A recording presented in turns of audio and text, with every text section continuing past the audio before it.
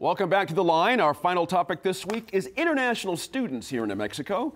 The Albuquerque Journal reported this week that applications from international students, particularly potential students from India, Iran, and Mexico, are down. One reason might be the current political climate here in the U.S., certainly. And Dan, do you think it matters if UNM can continue to draw? We've had a 16% drop at UNM. Some other drops across the state I'll talk about in a little bit, but it means money. It means sort of, bringing flavor and a robust international student body. All those things you can't quite put into dollars and cents. Does this move you in any particular way? Well, it doesn't move me. I think, to me, I look at this conversation a lot like the conversation we had about the spaceport. Okay. And here's why I say that. New Mexico wanted to run out and be first to building the spaceport. We built this place out in the middle of nowhere because we're going to launch really rich people to space. Well, once Hawaii and Orlando, Florida, and California got in the deal, nobody's going to Upham, New Mexico. Right. So New Mexico goes out and starts trying to attract international students, and all of a sudden, the economy goes south across the country. And the University of Texas, the University of, UT San Antonio. I mean, we can go through all these. The Texas system says, hey, we're going to go after these international students. Well, would you want to live in Albuquerque, New Mexico to go to UNM, or would you move to Houston to go to a junior college to get into any number of 150 Division I schools that offer? I mean, if you come to New Mexico, we have 2 engineering schools. We've got 1 medical school. We've got 1 law school. If you go to Texas, you're going to have an unbelievable pick that when the time comes, you're feeding from that system. And if you don't get accepted into this law school, there's 7 or 8 other law schools in that state. We got 1. We got 1 medical school. Now, we do have a relationship with the labs, but, the labs don't seem to have a preference to say, if you're from the University of New Mexico, we're going to hire you over a kid out of the University of Texas. So I think it's just one of those things that we may have been early at this, and once everybody else catches up and people get an option, Albuquerque and Las Cruces and Highlands and Silver City and Portales aren't high on their list of destinations. Here's the deal, Laura. If you think about it, we're out of dough here, if you want to go that way, for our higher education system. A lot of states have figured out this is how you can balance things out. For a lot of international students, especially graduate students, they pay top of the rate card, full boat. Sometimes they bring a spouse and or family with them, and they contribute to the economy. You would think there would be a little more vigor in attracting these kind of students, as you can see going on around the country. I appreciate Dan's point. There's an awful lot of small states around the country that are doing bang-up work other than us that don't have Texas's, stuff.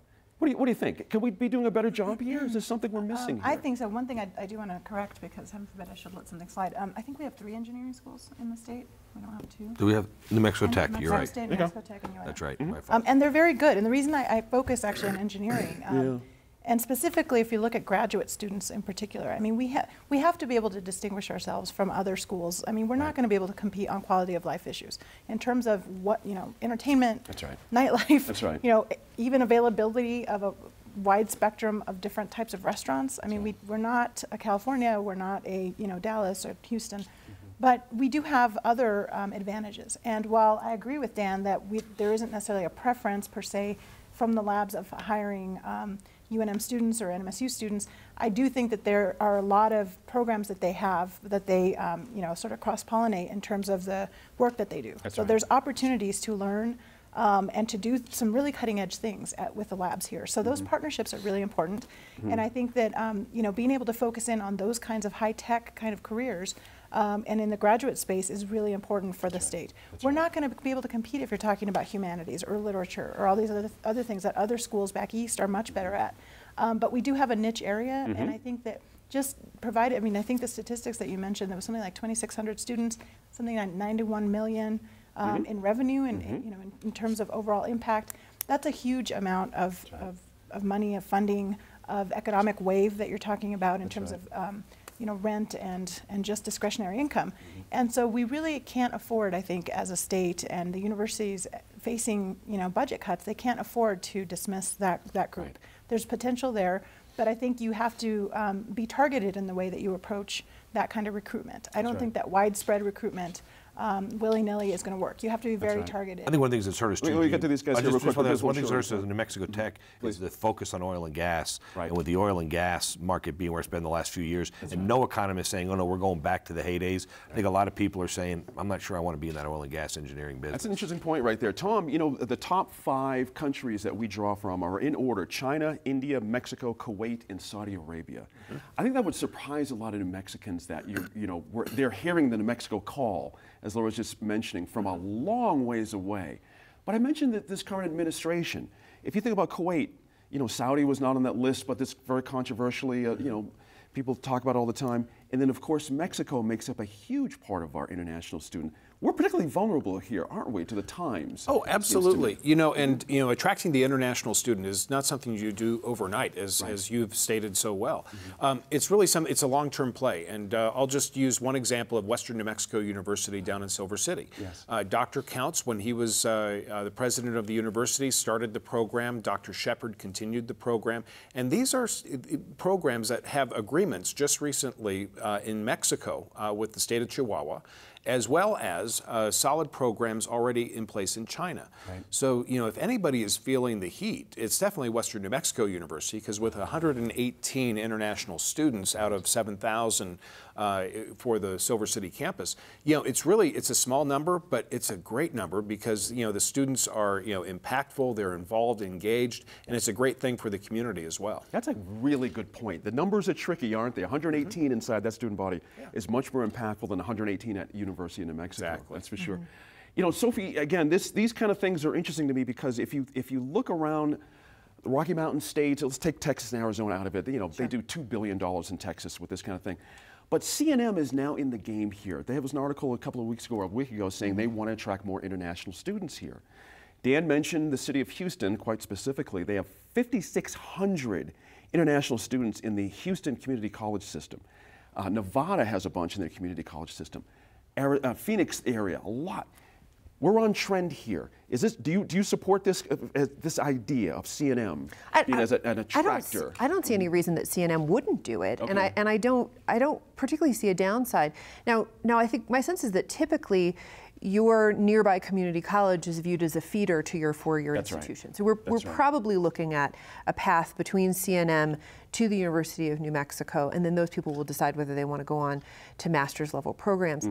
I think that something that's really worth noting is that there is a tremendous amount of competition at the graduate level now, including, and you know, I have the most relationship at this point with the business school at UNM, but they have competition from distance learning programs from schools like MIT. That's right. It's not anymore a situation where you have to school where you are. That's right. And international students have some choice now, whereas before, international students may have had more difficulty getting into schools in the US because they're seen as such an attractive market, that it's become much easier for them.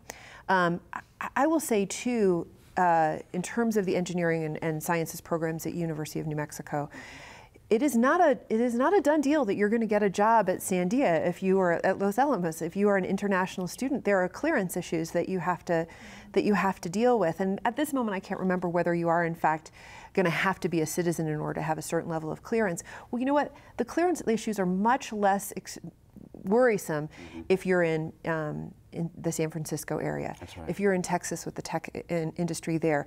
The labs versus private tech, I think, are going to be part of the driver there. Right. That's I interesting. think also, Gene, when you talk about Houston, and I know it's so much bigger, you know, we also forget that Houston is a huge international shipping port. That's right. I mean, It's easy for some communities. Well, That's not only is it easy, there's unbelievable opportunity. I think kind of what Sophie was saying, if you come here, your opportunity is the lab. Right. If you don't get the job at the lab, what do you do? Right?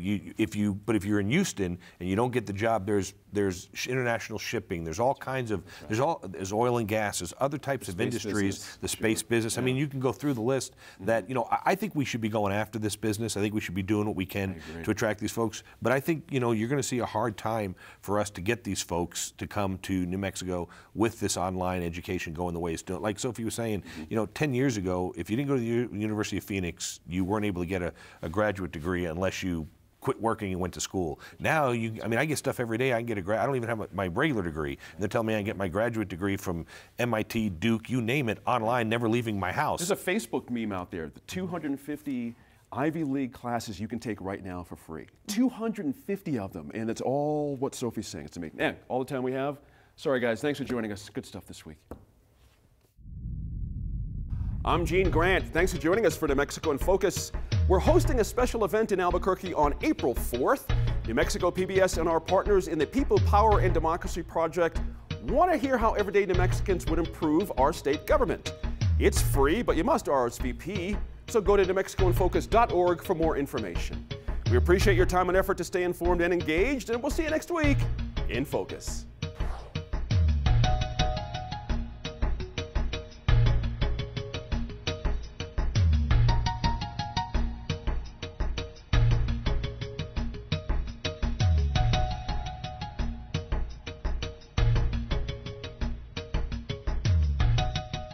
Funding for New Mexico in Focus provided by the McCune Charitable Foundation and the Nalita E. Walker Fund for KNME-TV, the KNME-TV Endowment Fund, and viewers like you.